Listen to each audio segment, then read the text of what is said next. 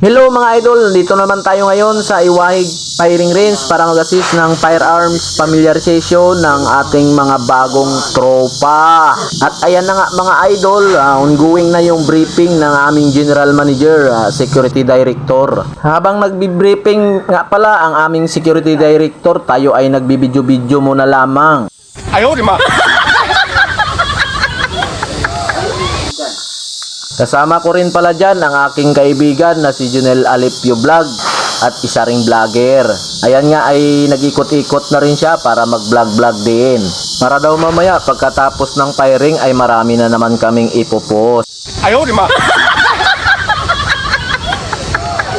Dahil mamaya pag mag-start ng firing ay hindi na kami makapag-video-video gawa ng mag-a-assist na kami sa mga bago nating 5.9.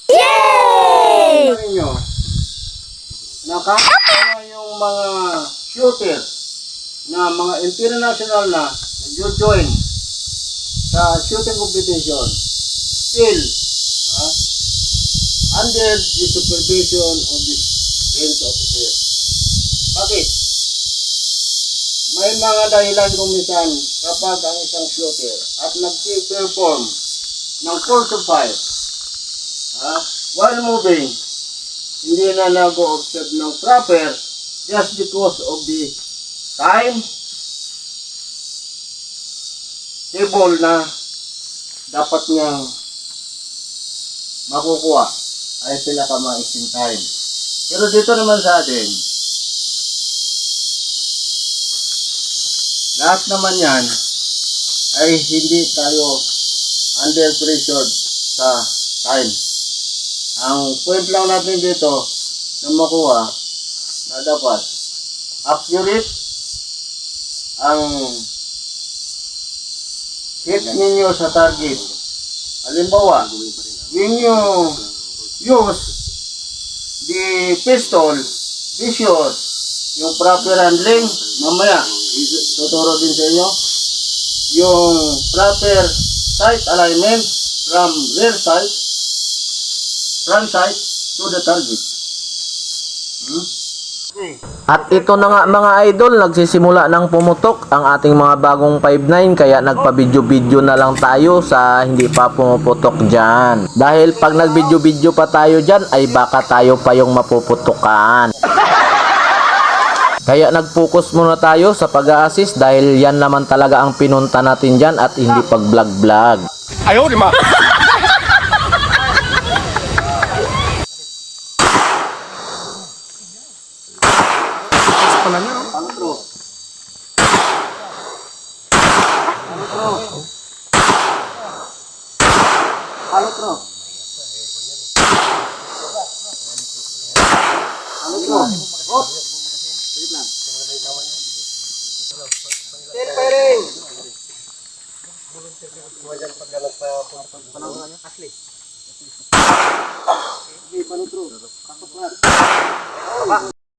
Guys, tapos na pumutok yung mga tropa natin. At after pala pumutok ng ating mga bagong tropa ay yung mga alalay na naman ang nagwantosawang pumutok dyan. Ayaw, di ma. At ang ganda nga pala ang patama ng aming admin, kanino kayang mukha ang iniisip niyan.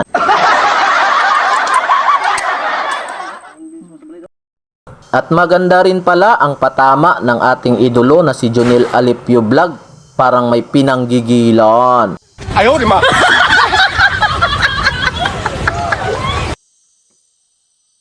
Pag kanya ng baril mo, takbo talaga si Pilong.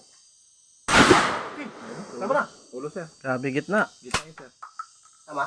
Gitna. Hindi mo lang mano kasi pero dito. Kung gusto mo talaga idol na maganda ang patama mo sa iyong target board ay isipin mo lang ang mukha ng iyong pinanggigilan. Ayaw, di ma. At sigurado talaga idol, pag yun ay ginawa mo, puro alpha talaga ang tama mo niyan.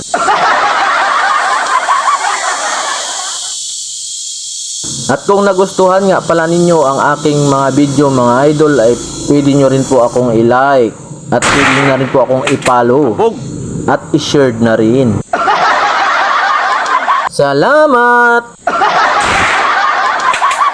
Kung meron naman kayong mga katanungan mga idol ay maaari rin kayo mag-comment sa baba. Pindutin nyo lamang ang notification bell para masundan ninyo ako mga idol.